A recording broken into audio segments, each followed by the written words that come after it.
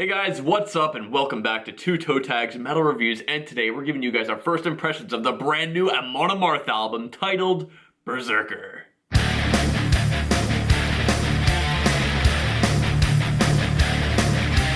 So Amon Amarth, we reviewed this band on our channel before actually. Yeah. And that album got 2 toe tags. It did. So this is a pretty good band. We've reacted to 2 of the music videos from this new album on our channel, and I enjoyed both of them. Yep. I wasn't in love with them, but they were still really good, as this band is really good. Vile, are you ready? I am excited and hyped. This is the follow-up to what I thought was a great album in the Viking, which was 2016, I believe. Been waiting for new Amon Amarth for a while. Here it is. I like the 2 singles that came out. I really liked them. Let's go listen to it. For the first time in its entirety, we'll be right back to give you guys our first thoughts. Stay put. Alright guys, we just listened to Berserker for the first time in its entirety, and I'm going to take the floor here and say that this album was pretty damn good. Honestly, Amon Amarth is known for always having good riffs. Like, that's just a constant theme about their music, and this album is no stranger to that. But I'm going to talk about my least favorite song, because we always like ending on a high note. Yep.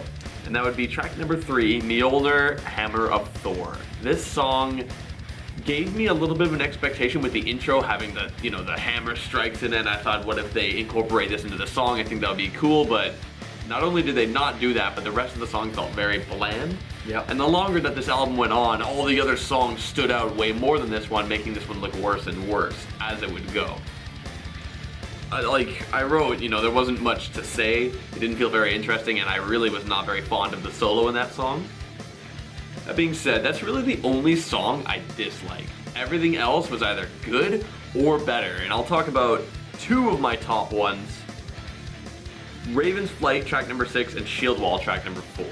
Now, Shield Wall was my highest rated song. This was my favorite one on the album. But Raven's Flight, which was the first single released with the music video that we reacted to, and it sounded better than it did when we checked it out.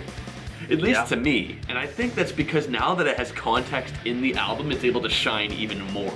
Right. Than just on its own. True. The guitar tone was really cool. It was a good kind of catchy, because sometimes something's catchy to the point where it starts to annoy you. Yep. But I found a lot more songs in this album were the good kind of catchy that gets in your head, but you can still enjoy it. The breakdown was sick. There were some cool drum effects on the drum break in that song. And the drumming is something I guess we'd both like to comment on later on, but I will say drumming is pretty damn good. Yep. Now, Shield Wall is such a mean, angry track. Like, it came on after my least favorite song, too, and just like, okay, we are in a different space now, and it's just really angry. There's a lot of cool tones in there, especially like the quiet part that kind of happened, which was really interesting, and it fit very well. The outro was cool. That song was sick. So how about you? What did you like and dislike? You know what, I got some comments to make about the songs you just mentioned. So track number 3, Mjolnir's Hammer of Thor. That's also one of my lower rated songs. I thought the song had great riffs. I thought it had good energy. I thought it was a very consistent song, but bland to a point. You mentioned at the beginning how they had the hammer strikes and thought that would be cool if it went throughout the song. That would have been a cool element. It would have reminded me of something like maybe Body Hammer from Fear Factory, because they do that in that song. Yeah. It's really cool when it's done right. So they could have used that, I admit that. But I'm also I'm not disappointed that they didn't do it. Shield Wall, again, it's one of my highest rated songs too. That song is badass. You got the tremolo picking, which is something that I'm a fan of. You got a catchy chorus, and you mentioned the drums. The drums are super meaty. They give, not even on this song, but on the whole album, they give the album so much attitude, and it's just like primo drumming. What's the other song you mentioned? Raven's Flight? Yeah, again, perfect for a single. The guitar tone is distinguishably different on this track. Stands out. The riffs are awesome. The vocals are amazing. Like when Johan screams "war," like does that a couple times. It's just badass. Like it's just, I don't know how else to word it. For sure. It's badass. My highest rated songs though came towards the end of the album. Track 10 and 11 I both gave the highest scores to. That's Skull and Haiti and The Wings of Eagles. The best thing about these songs is the fact of where they're placed on the album creates such a beautiful contour, because the beginning of the album starts off super strong. It rides a good strong wave for a while, dips down a little bit, not to the point where it's bad, it just calms down, gives you a bit of a break from the chaos, and then with these songs, it ramps back up again and gives you some high energy right at the end of the album. And then you got the closer track, Into the Dark, which was a pretty good outro track. It's got some experimental stuff in there, some violin, there's some cello in there, there's like just about like basically a string set, which you normally hear normally in this band. More fantastic drumming, just pure finesse. The rolls are perfectly placed. They don't all sound the same. I mean, we could probably talk for the whole video about how good the drums were. Yeah. The drums were fantastic. Like, this guy put so much into everything, gave everything its own little flair, and every song feels individual just from the drumming alone. Like, this guy did a fantastic job. Yeah. The biggest downfall for me on the album was, and it's not even fair to say this, but I'm just gonna say the solos. But the thing with Amon Amarth is they're not really known for having great solos. Their solos are usually pretty generic and pretty bland. Minus a few exceptions in their discography. There's a few like pretty wild, shreddy solos. This album is no exception to that.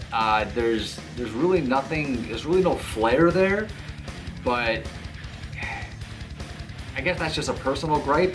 You know, I just want a little bit more flashiness in the solos and not just these like, I don't know. I think that's understandable, and I feel the same way. The soloing in this album was overall kind of weak, with a few exceptions. A few songs had decent solos. Decent, sure. But when you think about the energy and the power and just the kind of spectacle that these songs are bringing you musically, you want to have a crazy solo with them, and they're not really delivering. So I feel like that's a fair criticism because of what the songs are already presenting you with, but then they lack in this one department that you think would elevate it from good to really, really great.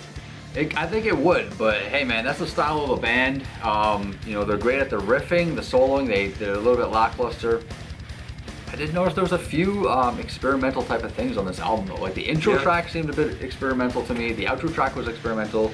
And then there was the one track in the middle of the album, track number 7, Ironside, which again was a great song, high energy, the double bass was pounding, but the bridge was like a talking part. Yeah. There's like a little small speech part, and then it busts right back into the end of the song after that. That was interesting. It was interesting. It broke up the pace. It was a nice change of feel from the rest of the songs and the rest of, you know, what we know from this band. And it was different, like, yeah, for this band in general to be doing something like that. Right. So overall, man, I think that I'm going to enjoy this album. I'm looking forward to this week and listening to it over and over again. Feel the same way. You have any closing thoughts for the first impressions? Well, I'm happy with what I heard, and I'm excited to listen to this album throughout the week non-stop, because that's what we're both gonna do, and we'll be right back to give you guys our final review of Berserker by Amon Amarth. Anyway guys, that's it. Remember to like the video if you liked it, subscribe if you are new to the channel, comment, tell us your thoughts on the album. I'm TV Fish. I'm Vile Self. And we'll see you guys later.